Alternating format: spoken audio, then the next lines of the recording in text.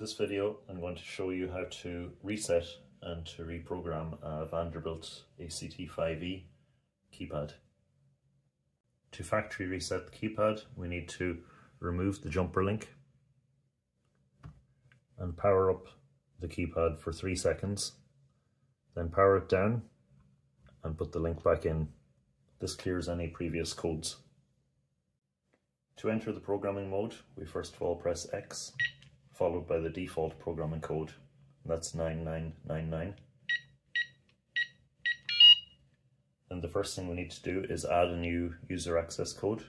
So to do that, we start by pressing 01, and then we put in our code. Let's put in 2024. And then we need to update that programming code, the 9999, to a new safer code. So to do that, we press 0, followed by tick, and a new code, which is going to be 2025.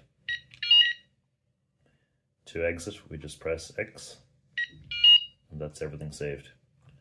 To confirm our new user access code works, we're going to put in 2024, and our light turns green.